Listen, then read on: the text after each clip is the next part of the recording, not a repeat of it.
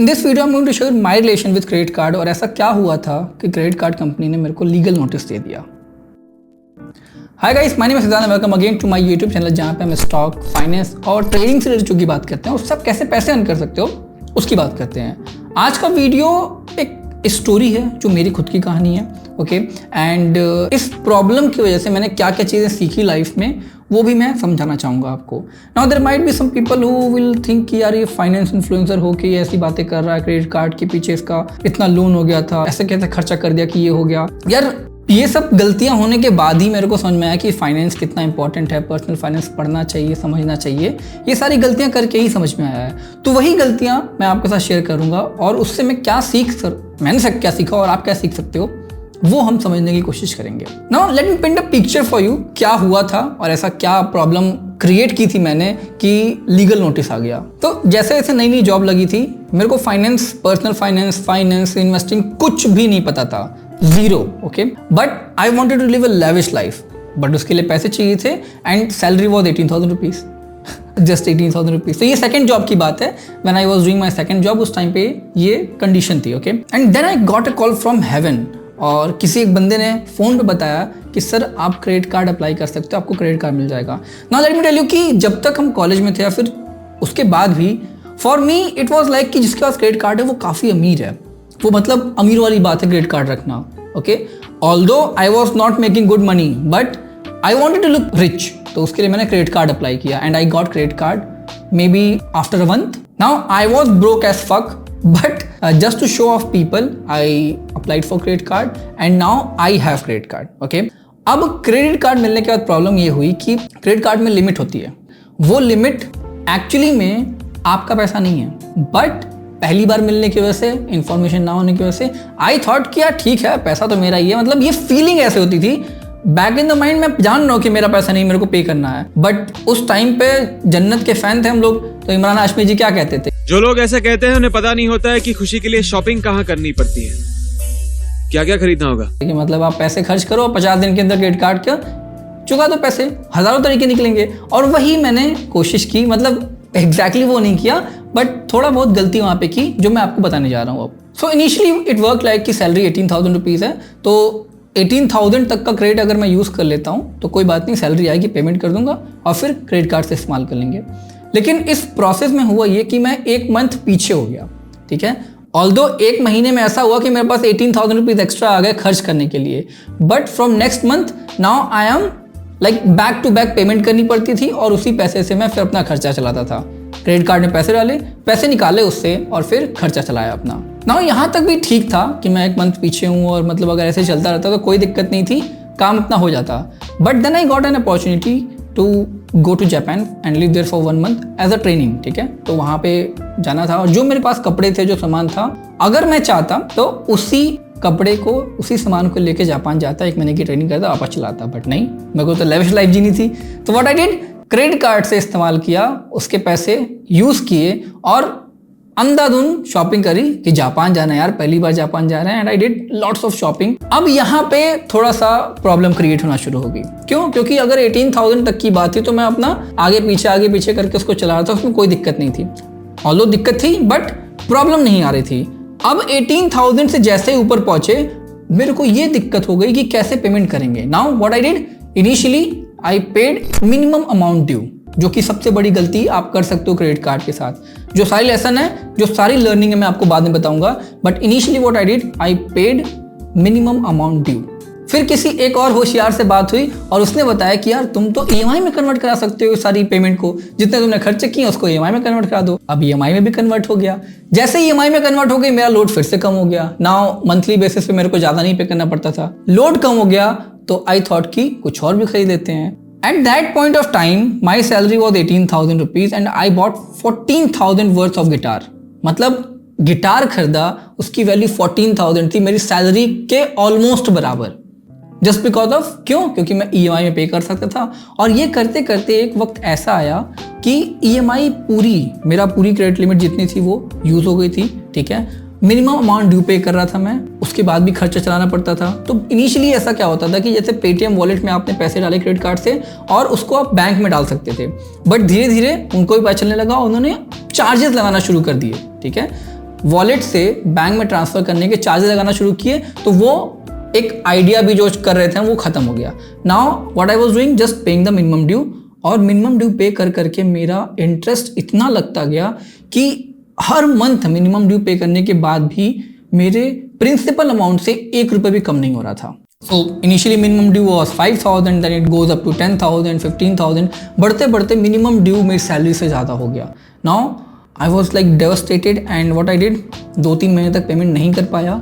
3 महीने के बाद कोई भी क्रेडिट कार्ड कंपनी आपके अकाउंट को एनपीए डिक्लेयर कर देती है, and then they give your contact detail to some agencies, they will keep following up for money, और उनके कॉल्स आने लगे, लीगल नोटिस आ गया। I was like in the hell, okay. मतलब उस टाइम पे सैलरी ऑलमोस्ट नथिंग, कुछ मतलब जितनी सैलरी आती थी सब क्रेडिट कार्ड में चली जाती थी, और उसके बाद क्रेडिट कार्ड से पैसे निकाले, कैसे खर्चा चल रहा है, मतलब बहुत ही आप कह लो मैसी हो गया था सब कुछ, ठीक है। बट ठीक है, उस टाइम पे मैंने बहुत कुछ सीखा और वो मैं शेयर करने जा रहा हूँ आपके साथ। इस डेट से बाहर कैसे निकला वो भी बताऊंगा मैं। एक्चुअली वो भी सीखने की वजह से, फाइनेंस के बारे में समझने की वजह से मेरे को आइडिया लगा कि आप कैसे डेट से बाहर निकल सकते हो, वो भी बताऊंगा मैं वीडियो के लास्ट में। बट ऐसी क्या क्या चीज़ें हैं जो मैंने क्रेडिट कार्ड के इस स्टोरी से सीखी है। सबसे पहली चीज़, जो आपके बैंक में पैसे आ रहे हैं वही आपके हैं। ऑल्दो आपको ये पता होगा, बट जब आपके पास पहली बार क्रेडिट कार्ड आता है और मैसेज आता है कि आपका बैलेंस इतना है या फिर आपके पास इतना लिमिट बचा हुआ है, तो पता नहीं कहाँ से एक ऐसी फीलिंग आती है कि यार इतना भी मैं और खर्च कर सकता हूँ। This is not what you should do, क्योंकि अगर आपने बैंक में जितना पैसा है आपके उससे ज़्यादा खर्चा किया तो डेफिनेटली आप प्रॉब्लम में आओगे। तो जो आपकी सैलरी है कोशिश करो कि उसके अंदर रहने की या फिर उससे कम में रहने की। वो बड़े बूढ़े कहते हैं ना कि अगर आपने चादर से ज़्यादा पैर फैलाई तो अच्छा नहीं होता है। अब एग्जैक्टली मेरे को नहीं याद आ रहा, ये ऐसी कोई कहावत है, तो ये एक चीज़ आप ध्यान रखो। एक्चुअली इसमें तो जरूर काम आता है। अगर आप क्रेडिट कार्ड आपके पास है और आपके खाते में पैसे आ रहे हैं तो मेक श्योर कि आपके जितनी भी सैलरी है उससे ज़्यादा कभी भी आपका क्रेडिट कार्ड का अमाउंट नहीं होना चाहिए। एंड आई विल से कि 20% ही रखना क्रेडिट कार्ड का अमाउंट, ठीक है। क्रेडिट कार्ड का अमाउंट 20% ही रखना, जितनी आपकी सैलरी है उसका, उससे ज़्यादा मत जाना, अदरवाइज आप बहुत बुरा फंस जाओगे। दूसरा पॉइंट है EMI ट्रैप। अगर आपको लगता है, डेफिनेटली EMI आपके लिए एक तरीके से आसान बना देता है चीज़ों को खरीदना। आपको एक अपफ्रंट पैसे पे नहीं करने हैं, आप मंथली बेसिस पे पैसे पे कर सकते हो। And this makes me feel like कि मतलब किसी को भी ऐसा लगता है कि यार मैं कुछ भी बड़ी चीज़ें खरीद सकता हूँ और बाद में उसको पे कर दूंगा, ओके। सो मेक श्योर ये गलती ना करो। जैसे मैंने आपको बताया था कि उस टाइम पे मेरी 18,000 की सैलरी थी और 14,000 का गिटार मैंने लिया था जस्ट बिकॉज कि मैं EMI पे गिटार खरीद सकता था। And that is not a solution.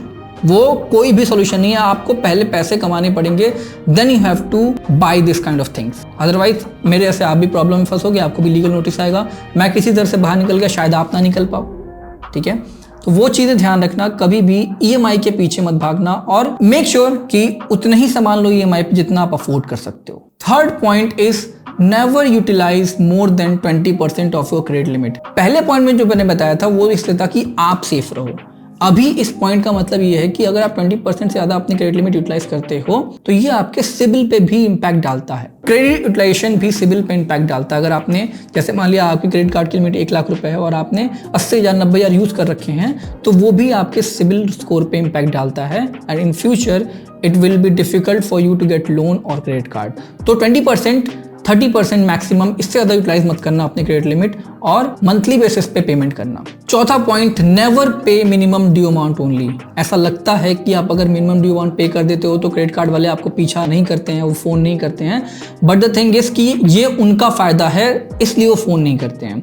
अगर आप मिनिमम अमाउंट ड्यू पे करते हो तो जो रिमेनिंग अमाउंट है और जो आप खर्चा करोगे उस पूरे अमाउंट पे बहुत बड़ा इंटरेस्ट लगाया जाता है, ठीक है। I think around 24% per annum का इंटरेस्ट लगाया जाता है। This is what I know, इससे भी ज़्यादा हो सकता है। तो जो पैसा आपने खर्च किया है, जो अमाउंट बचा हुआ है, उस पूरे अमाउंट पे आपको इंटरेस्ट पे करना पड़ेगा। And trust me, you wouldn't want to do that, trust me. Fifth point is, इंसान को पता होता है कि वो कैसा है। मैं जानता हूँ कि I don't have control on my hand. जब मेरे पास पैसे होते हैं या फिर अगर खर्च करने की बारी आती है तो आई spend a lot, okay. Even now I think अगर अभी भी मैं चाहूँ तो काफ़ी पैसे बचा सकता हूँ, बट स्टिल पहले ही जैसी हालत नहीं है, but still I spend a lot. On the other hand my brother is there, वो उसके पास पैसे हैं तो वो बचा के रखेगा, उसके पास क्रेडिट कार्ड भी है तो वो यूटिलाइज नहीं करेगा।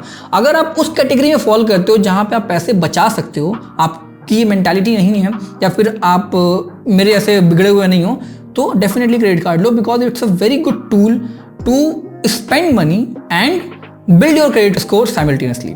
आप पैसे खर्च करोगे, डेफिनेटली वो पैसे एक तरीके से आपके जो खाते में पड़े हुए हैं, सैलरी आपकी हो तो सैलरी पड़ी रहेगी, आप इसके पैसे खर्च करो क्रेडिट कार्ड के और मंथली पेमेंट कर रहे हो। This cycle will build your credit score, okay, आपका सिविल स्कोर तैयार होगा और साथ ही आपके ऊपर कोई बर्डन भी नहीं पड़ेगा। तो अगर आपको लगता है कि आप ये चीज़ कर सकते हो क्रेडिट कार्ड से, तो डेफिनेटली गो फॉर इट। अगर आपको थोड़ा सा भी लगता है कि आपको अपने हाथ पे कंट्रोल नहीं है, don't get credit card in initial days of your job.